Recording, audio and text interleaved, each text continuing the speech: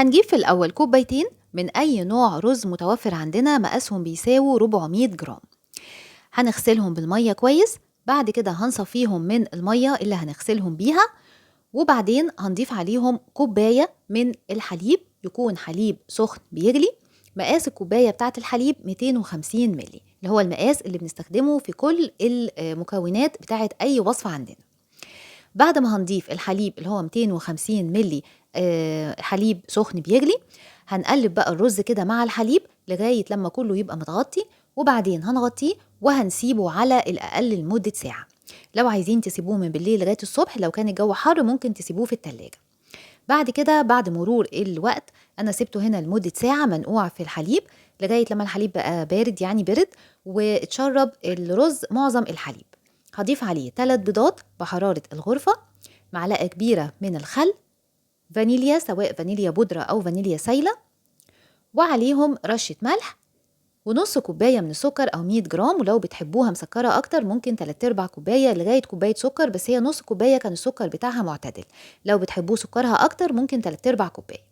نص كوباية من الزيت 125 ملي.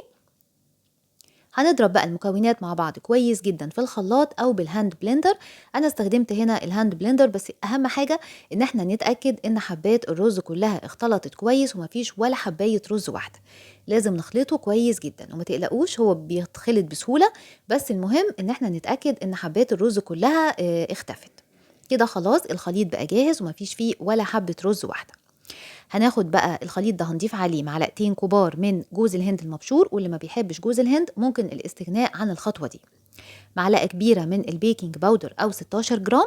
هنقلبهم مع بعض كده بالمضرب اليدوي، وهنجيب الصينية بتاعة الفرن وهندهنها كويس بالزيت، وهنحط فيها الخليط بتاع الكيك اللي احنا جهزناه. الخليط بيكون سايل شوية زي ما هنشوف كده، بيبقى يعني سايل أكتر من خليط الكيك العادي. بعد ما هنضيف بقى الخليط كله نكون مسخنين الفرن على حرارة 180 درجة أو حرارة متوسطة، وهندخل فيها الصينية ونحطها على الرف اللي في النص، الحرارة من فوق ومن تحت لغاية لما تستوي. هتاخد تقريبا من 30 ل 35 دقيقة. بعد ما تطلع نتأكد إن هي استوت بعود خشبي، وبعدين هنغطيها ونسيبها لغاية لما تبرد خالص، ونقدمها بقى وتستمتعوا ان شاء الله بألذ طعم كيكه. كيكه ما فيش فيها دقيق خالص، مفيده جدا ومغذيه، وفي نفس الوقت كمان مناسبه اللي عنده حساسيه الجلوتين.